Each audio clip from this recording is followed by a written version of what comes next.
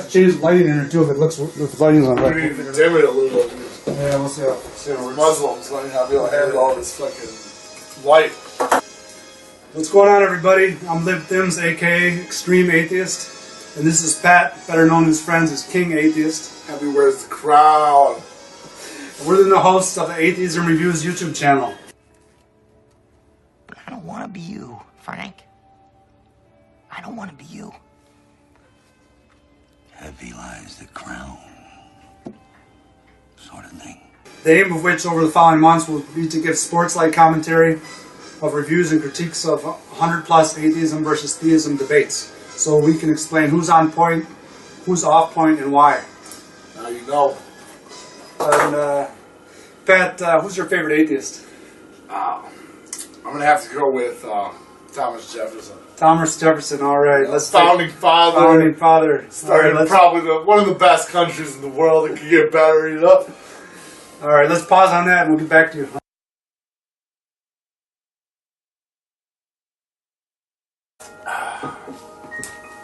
Natural ice. It's lips. Alright, what's up, everybody? To begin with, to get our feet wet, if you are a real atheist, or at least a seasoned or a well-read atheist, you should know the answer to at least one of the following 4 questions. Number 1, in what year did the U.S. government begin printing "In God We Trust" on the $1 bill? Number 2, in what year did French physicist Pierre Laplace tell Napoleon that he no longer had need for the hypothesis of God in the formulation of the mechanics of the universe? Number 2, in what year did Nietzsche famously declare God is dead? Number 4, was Einstein an atheist? Pat, you know the answers to any of these questions?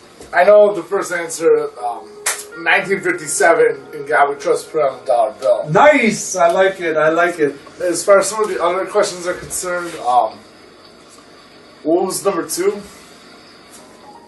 Pierre Laplace and Napoleon.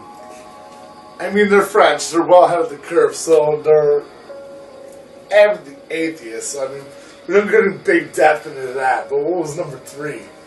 Number 3, what year did Nietzsche declare God is dead? I mean, God can never be dead because he never existed. So the whole point of that conversation nice. What I'm talking about. You know, like, Alright, so if anybody else didn't know the answer to these 4 questions, stay tuned, because in the video to follow, we're going to go over the history of atheism by way of a timeline.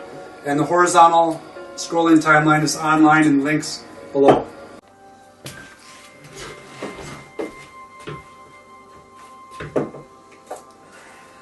Alright, YouTubers, before we get into the atheism timeline video, let's take a look at our display model here. On this side, we have what is called reality. That is, atoms and forces are measurable, real things. On this side, we have what is called mythology. That is, gods, demons, angels, souls and spirits, karma, are not measurable real things, but rather metaphysical concepts mostly based on ancient stories. Now the question is, how does belief in the tenets on this side lead one to becoming an extreme atheist? Or, as I like to say, an extreme realist? Pat, what's your opinion on this book right here? that is like, I might as well sit on the title and take a shit, because everything that's come from there is just complete garbage. Like, if you're basing any beliefs upon that, like, you might as well just fucking toss your head in a field of hay and light it on fire. Alright, what about, if you're going to send out a message for our fellow atheist community, what would you say comparing this book to this book? The Quran, like, I mean, are you serious, dude? Like, this is the 21st century. Like, people know how to work machines. Like, the joke's on you, man. Like, get along with humanity, bro. Like, this shit is just like, do you believe in the tooth fairy? Nobody's gonna leave $5 on your bed. Like, you better put in work, dude. Like, okay, welfare is not gonna take care of you. Like, alright, what about, do you believe in atoms? I mean, do you believe that atoms exist? we dropped some big ass bombs over Hiroshima, and that shit seemed to work. Like, there you go. So there's more pictures about 9/11. So there's more truth on this side than there is on this side. Is what you're trying to say? Absolutely. I mean, like, all right. Like, all right. Let's pause on that one and see what we got. What's going on in the atheist YouTube community? King Atheist, Extreme Atheist here. Third video shooting. Today we're going to take a look at Brad Stein versus In God We Trust. Let's see what we got. We got people that are so self-absorbed that just because their little thinking niche market isn't being represented, they want to freak atheists. It's the only ideology that just freaks me out. Atheists. Atheists once under God taking out the Pledge of Allegiance. You know why? It offends him. It's like the way you say it. Atheist. I'm like, Christian. Hey, it's like a spider. real. Spine just How can he offend you? How did you offend you? Look what the hell stuff. Who is more irrational? The guy that believes in a God he doesn't see, or a guy who's offended by a God he doesn't believe in? Who's the What douchebag else is screaming on freaking you TV? out? Unicorns? Unicorns! Unicorns. This guy doesn't believe in unicorns. What kind of fruitcake is that? Unicorns Alright. are way cooler. Alright, just to let everybody know, we got special appearance today by our good friend, the lawyer who lives down the street. And last year, the some atheists tried to get the In God We Trust taken out of the dollar bill because it offended them. Good lawyer, what do you think about that whole the lawsuit with the dollar bill? What's your opinion on that? Jesus said to his disciples, "Let my name be on the dollar." There we go. The Lord said it. We need to preach it. What do you think about the legal implications of this lawsuit getting thrown out? The federal judges rejected their plea to get the In God We Trust taken out of the dollar bill. What do you think about that? I always said only God can judge me. God in Cook County. God in Cook County, all right. I thought I was scum. You want me dead? You seriously have problems. You better fucking fix your shit, son. Here, baby daughter, let's do a toast before we get a can of beer, bro. Can of beer. What kind of symmetry, bro? We all got the shirt. You gotta have a can. Oh, natural ice, dude. Right, until you make it. Here's the Allah. Allah? Allah, Muhammad. Are you ready? Muhammad, bitch. Okay, this is video number 4. Okay, 1, 2, 3, okay. What's going on, everybody? Atheism YouTube community. We got video number 4 coming at you. Today we're going to take a look at a Muslim. That guy likes white, don't he? The will of Allah versus the atheist blind random chance. Let's see what we got here. Let's take a look. He's from Think Islam YouTube channel.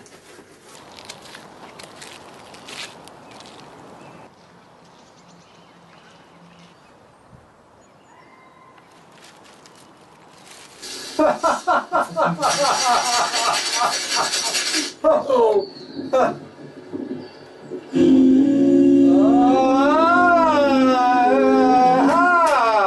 we're gonna get in some action. I go bacon.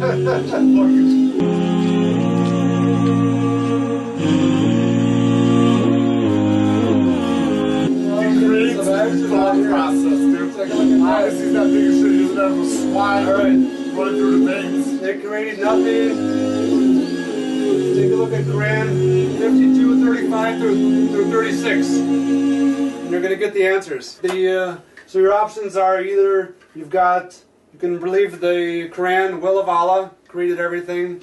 Or second option here, you've got the atheist blind random chance created everything. Pat, we've got a guest appearance today. Baby Jesus is coming in for the 4th show here.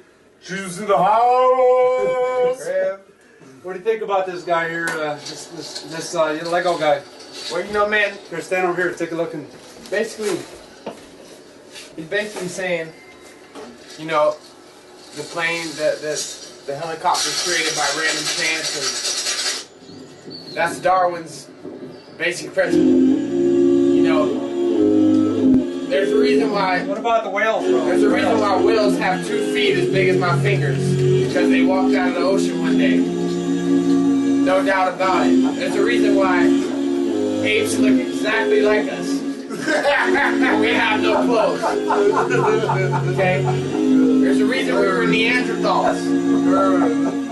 There's a reason for all this There's shit. thought process right there. But it is random. Believe that. All right, King Atheist, what do you think about this this Lego dude? What do you got to say about this? You think we were made by helicopters or by a blind random chance? I mean, I try not to put much thought into it, but as far as I'm concerned, like, listen, who needs 72 virgins when you die? When you have bacon? That shit is fucking good, man. Hey, bro, you're not supposed to be eating bacon when the when Muslims are around. Does it taste good? Is that by any chance? Man, I would sniff chops bacon off the Quran, dude. Like, and they don't even know what whiskey is. All right, well, let's not be disrespecting Muslims all over the world. There's certain 3 rules. You're not supposed to talk about religion, money, and politics. So let's do a little experiment today. Right here we've got our own version of the magic helicopter trick. We've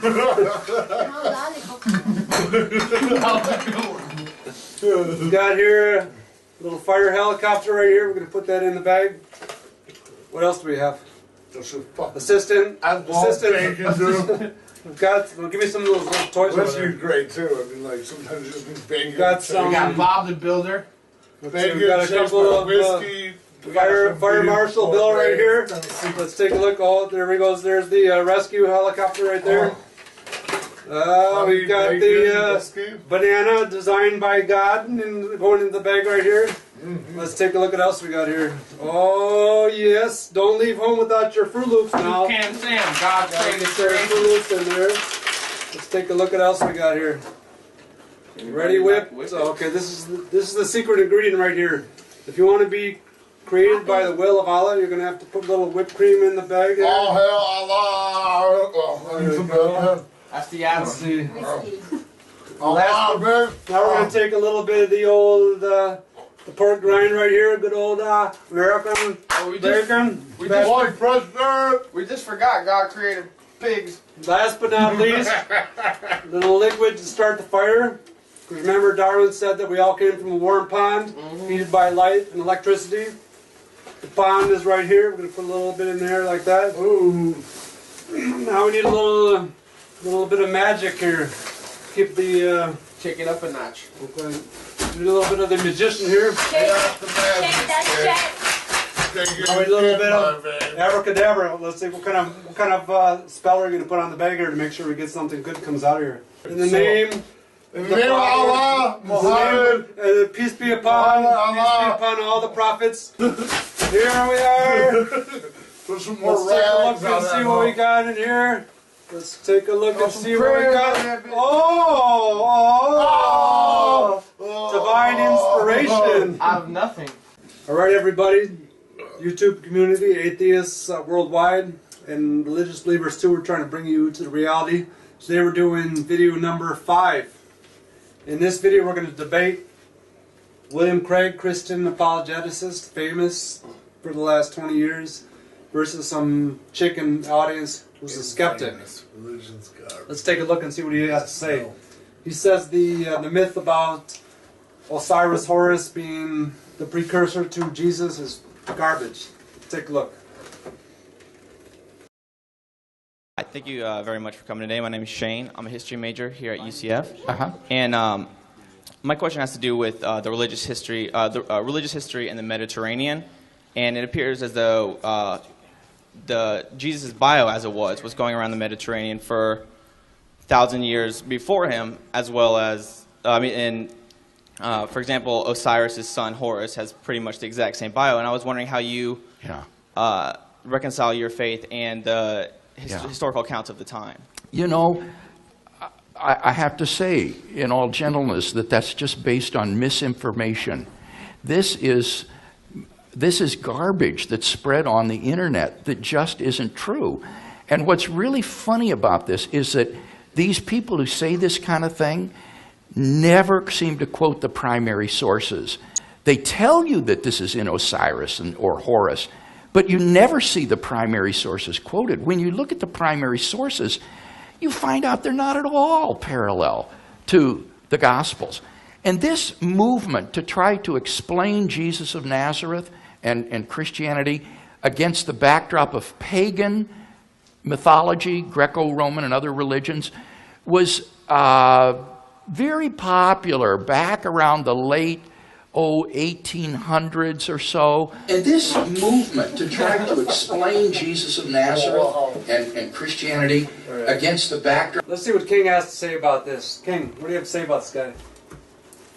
The words that are coming out of this guy's mouth are just ridiculous. Why? Explain why. Explain. It makes no sense whatsoever, like trying to compare a book to something that happened that never happened. It's just like trying to grab shit out of the air and put it in a box and sell it to some Mexican walking down the side of the street. Like, it just doesn't, like, no. Like, I'm here that. Let's take a look at our, let's see what our special guest has to say about this. Baby Darwin. Darwin, why don't you jump in the spotlight here? Listen, either What do you have to say about this? whether it be Jesus of Nazareth, whether it be Horus, whether it be Muhammad, whether it be anything, I'm going to tell you this plain and simple. For all the facts of God and His mysterious ways, we're going to put it plain and simple as, you know, Darwin's theory. never happened. Then we'll put it in. We'll put it even. Darwin, brother. We'll put it even in plainer perspectives. Darwin. Saying basically, you know, the law of physics, E equals MC squared. Exactly. You know, you guys can research it as much as you want. You can love it as much as you want. You can hate it as much as you want. But when it comes down to it, the boiling point is we came from the ocean. I would encourage you, you should just divest yourself of this point of view. It's utterly outmoded among scholars. There's a very good article that I can refer you to on this. It's by Mark Foreman, and it's going to be in the volume called Come Let Us Reason, which is being edited by myself and Paul Copan with Broadman and Holman. It's coming out probably in a month or two.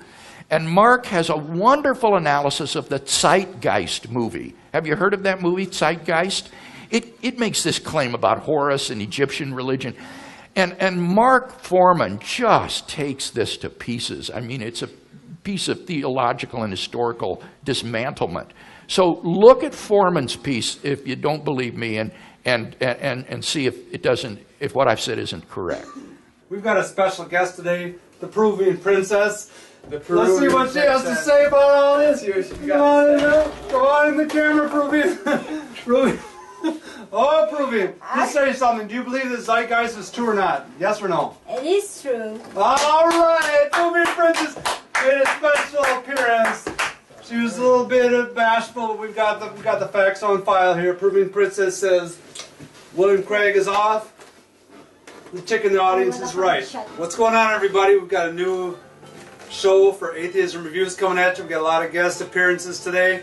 In particular, we've got a special guest appearance from Art the God Believer. We've all seen the previews. To celebrate, we're all going to do a four-way shot of moonshine. We also got King Pun in the studio today.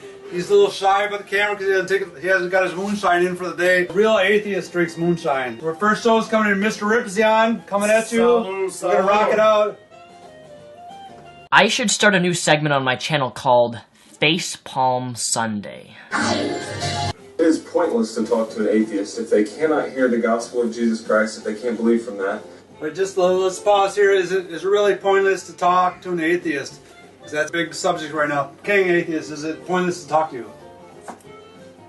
I'm going to talk about what this guy is saying. He's like, tell me to read one book and nothing else and just believe that and roll with everything. Alright, but let's just, atheists are outnumbered 30-1. We're the minority right now. Why is it important to talk to an atheist? Explain to that. Explain to the world. I mean, if he doesn't want to talk to me, that's his problem. I have a lot of friends who are believers, you know, like...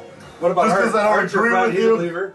I don't agree with him, but I can still be his friends. Okay, I value a lot when he says no, because you got to throw it out the window, because... obviously, he doesn't think the logic. And that's actually a valid point. You are the atheist's complete existence, Christians. And if you would stop talking to them, call it a holy hush, the whole world stops talking to atheists. The whole Christian and spiritual world. And they would completely just starve to death and die out. But I do believe my friend should have a right to also, you know, think and discuss, because we have a right to see what the middle ground is. But hopefully I can always convert him to believe in God.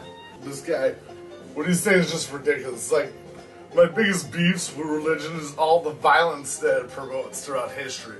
So this guy's sitting here and proves my point exactly. He said, let the atheists just die off. So you want like another Holocaust of a certain type of people because of what they believe in. You might as well just throw on some fucking bags over your head, ride around horses and lynching atheists. An atheist argument starts like this. It's pointless to talk to them. They start out by setting the ground rules, and here are their ground rules. Use the scientists that I believe in with the gadgets that I believe, and prove to me that what I don't believe exists.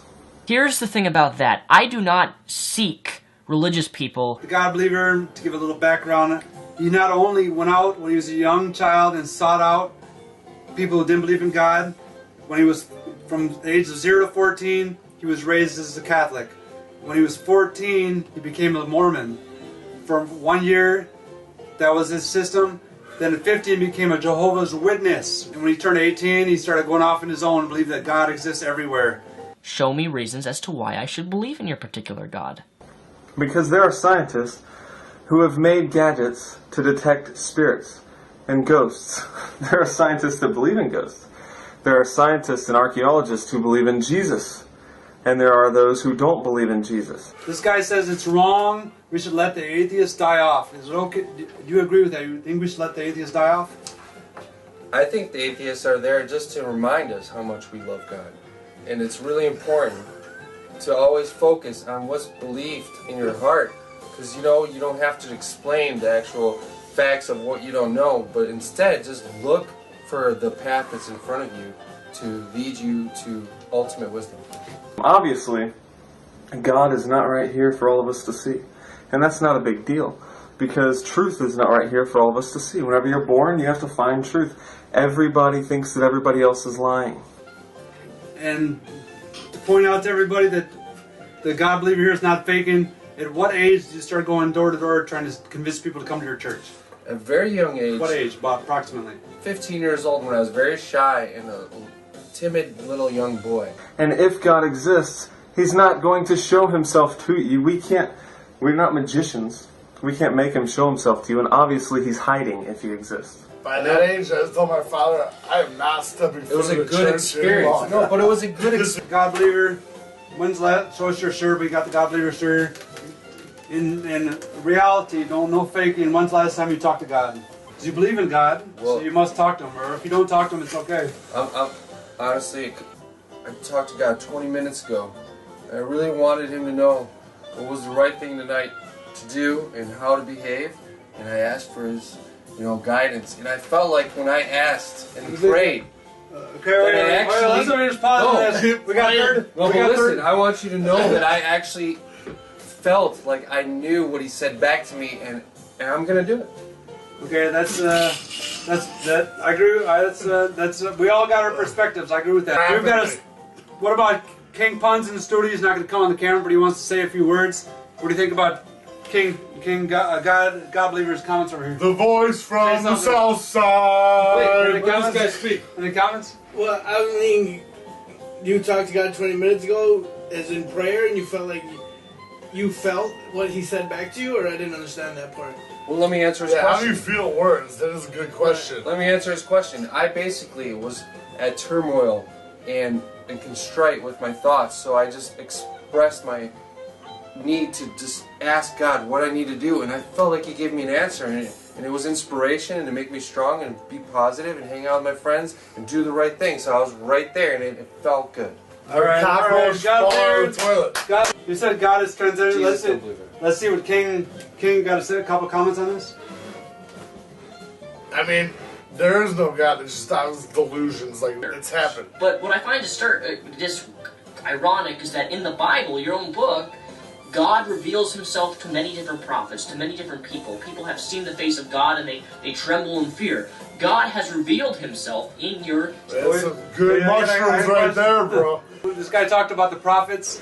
I just want to ask the God believer, Abraham was a real person according to you, right?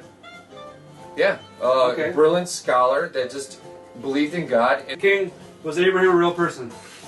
No. I mean, like, how many authors nowadays still use pen names? Like, come on. And He must be found. So if He exists, we cannot prove to you that He exists, but we have 100% proof that He exists. because of what we've seen and done in the Spirit. That was very, very confusing. Let's repeat what you just said here. But if he exists, we cannot prove to you that he exists, but we have 100% proof that he exists because of what we've seen and done in the Spirit. I'm not sure. Alright, let's just contradiction. The word evidence is a very semantical word. People define what evidence is differently. I define it differently than Christians do, because Christians think evidence is things that are in the Bible. This guy just mentioned the Bible. I just want to understand this. God believer talked about the Bible. I just want to know, what is the most truthful thing in the Bible coming from a person who is a Christian, then a Mormon, then a Jehovah's Witness? Give us a 5-second answer to what was the most truthful thing in the Bible. Tell us, God believer. I don't even need a time constraint. How about 50, 100 million people believe in the same exact text? 50, 100 million. Okay, people believe in the Bible, but give us a detail. What brought you in? What was the truest thing in the Bible? Not the Bible itself. Go ahead, explain it to us.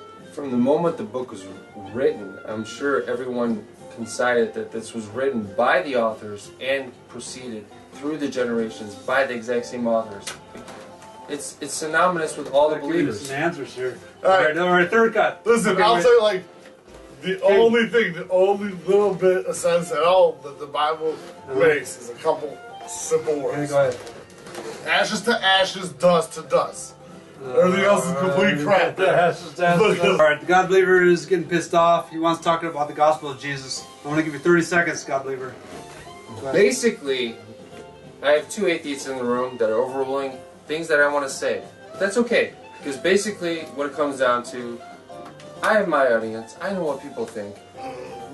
It's in the essence of what you believe and what you project, and what you get, and you know that God will respond to you if you believe it. And that's the basic comment. Look at these guys chuckling right now. They don't even know what I'm talking about. You know what I'm talking about.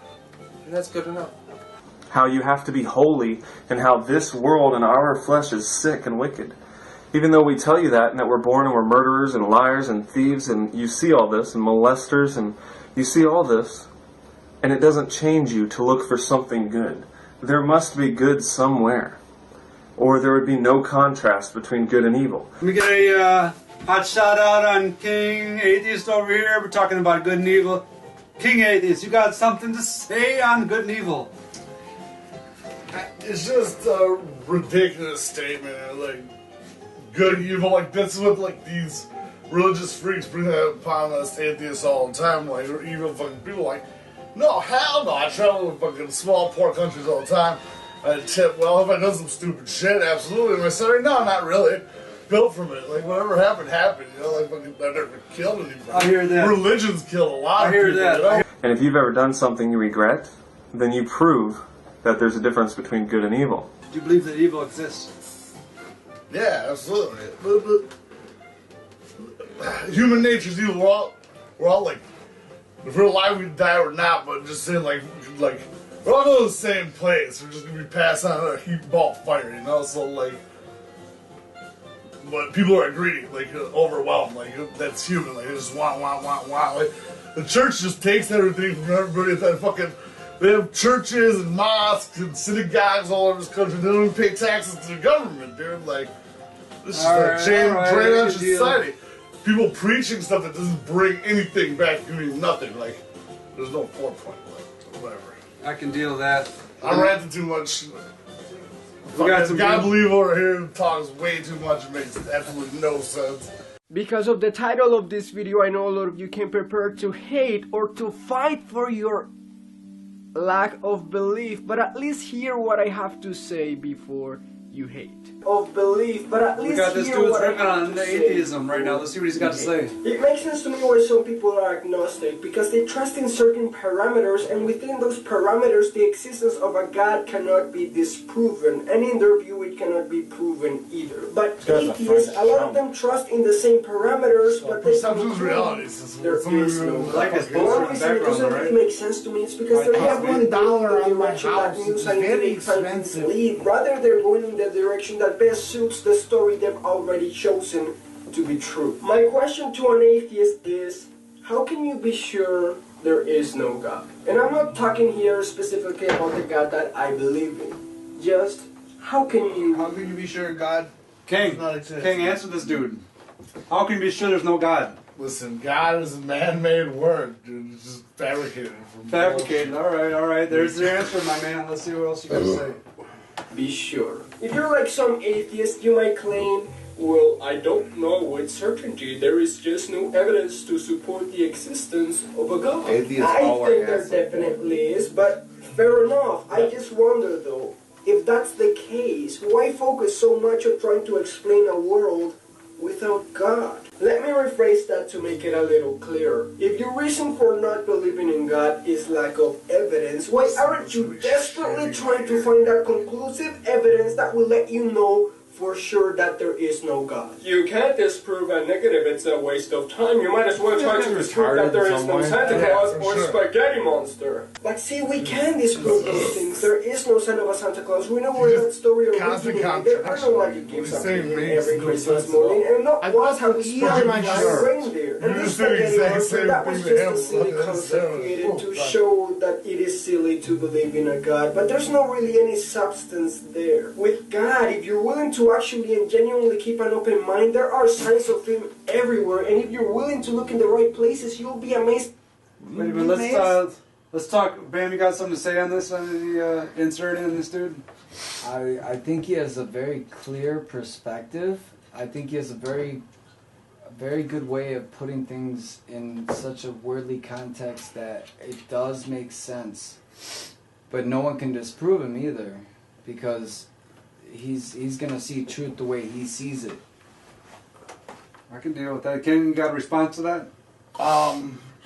No, it's complete rhetoric. It makes no sense. Rhetoric?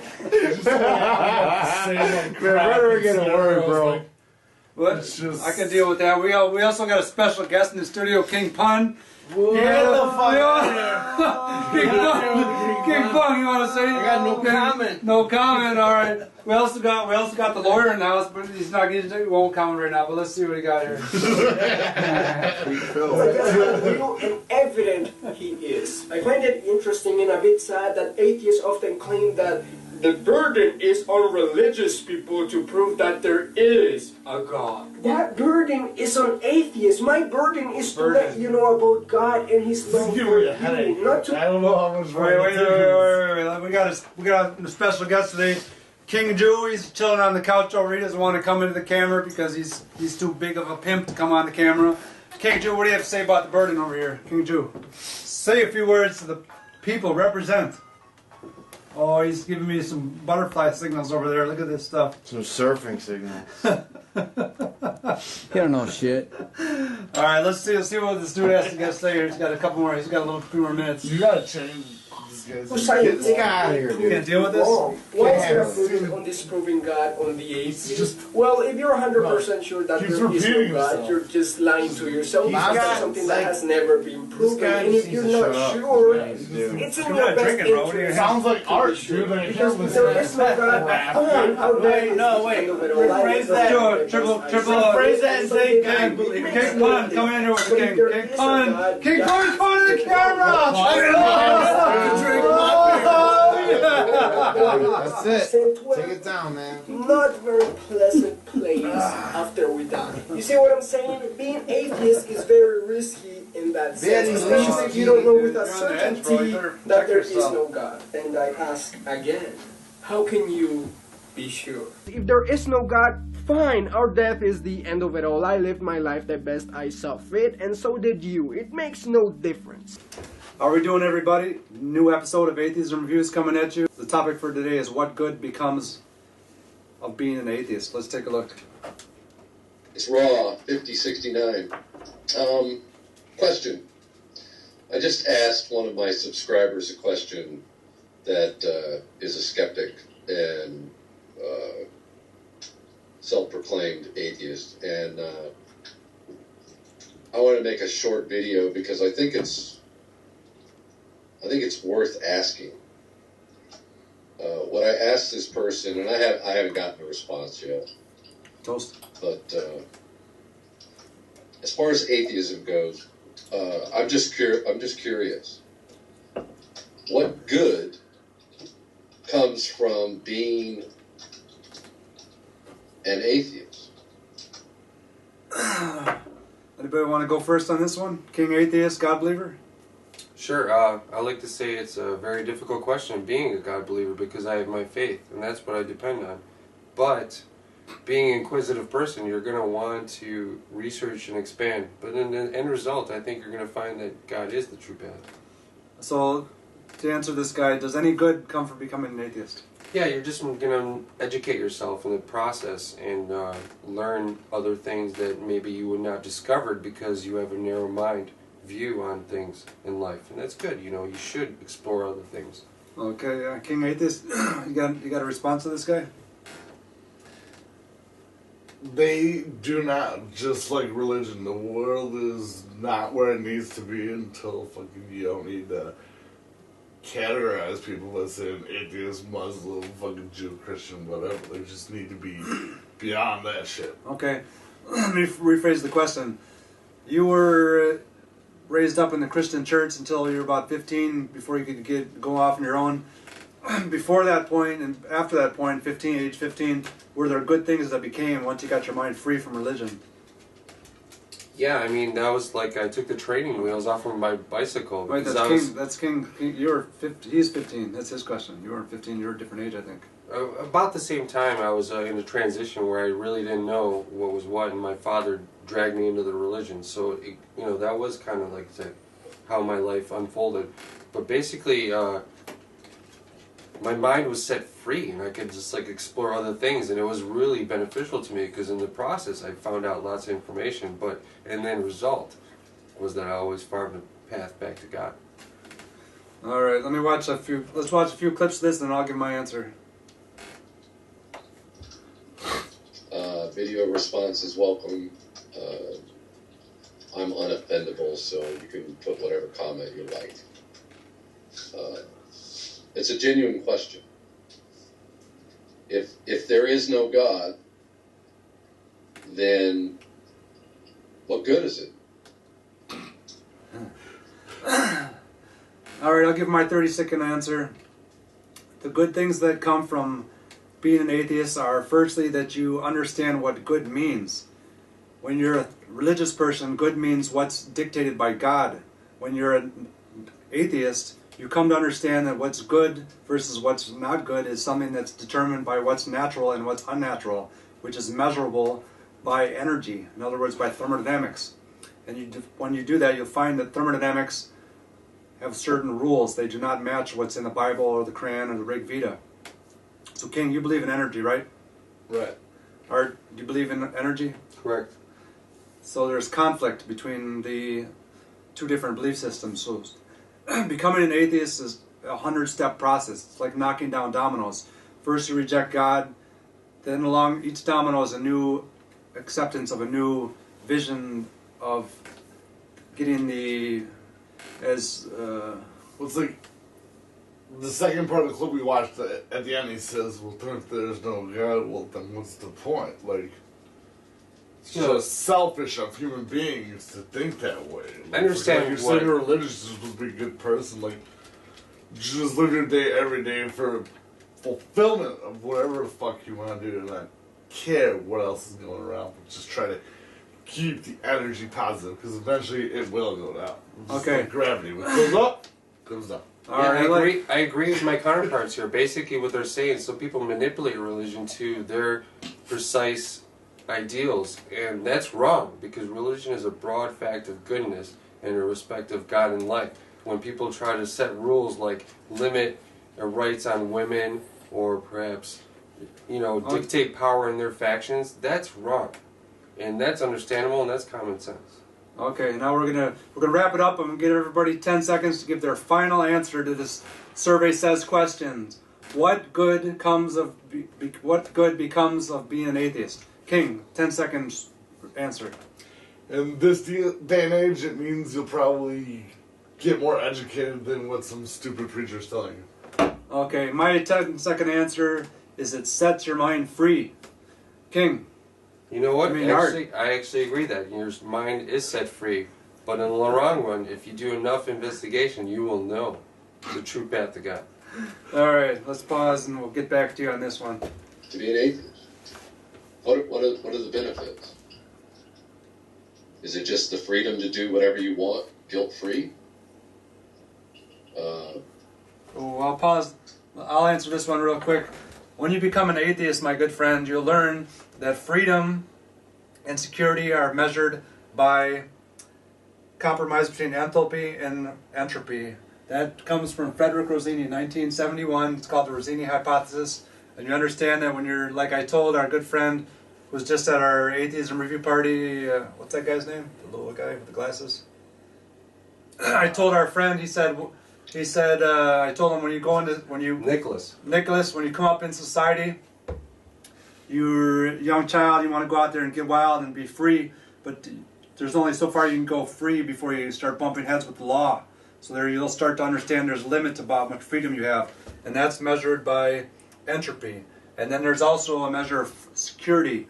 When you have a secure society like the United States as compared to an insecure society like Iran, that's measured by enthalpy. It's called bond energy. So when you become an atheist, you'll learn that there's a clear understanding to being a modern literate person. How we doing, everybody? New episode of Atheism Reviews coming at you. Today's topic is what happens when you used to be a believer and you prayed, and what happens to those prayers when you become an atheist. We're going to take a look. The whole concept of prayer is generally thought of as a supplication, asking a higher power to do something. I look at it more now as meditating, and I look at it more now as self-talk. So if you're very technical, if I'm correct, and when people pray, they're really just talking to themselves because there's no one to hear. I know that's a blunt, ugly thing to be saying, but if that's correct, then they're really just engaged in self-talk. And so, as an atheist, a person can take control over their thought life, and they can talk to themselves in a way that can be just as encouraging, just as beneficial, just as comforting as prayer. So, I prayed all the way down here, if you want to say prayer is talking to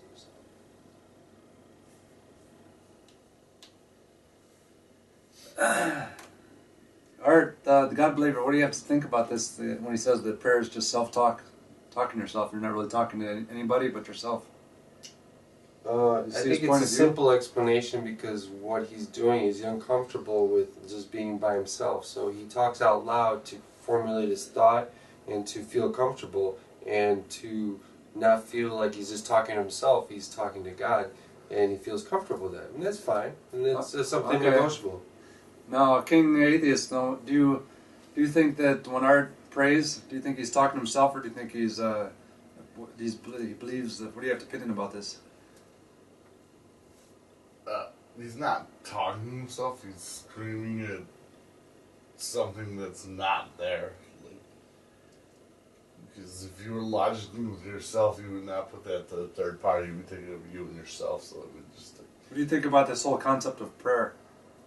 It's nonsense. I mean, the Muslims pray 5 times a day. Like, there's baking to be eaten. Like, you gotta make your bed, take a shower, and just be a productive force, God believer around the planet. When's the last time you prayed?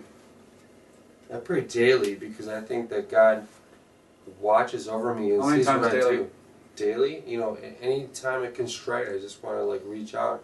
And I think that, how I believe in I'm strong is better than just being lonely and not having anybody there for you. So when I pray, then I feel like I made the right decision. Do you think there's a possibility you'd ever be able to switch over and become an atheist prayer person like this guy? And convince yourself that it's just self-talk? Wow, that's a very deep question, and I just couldn't even answer this at that point, and I would just honestly say no. No?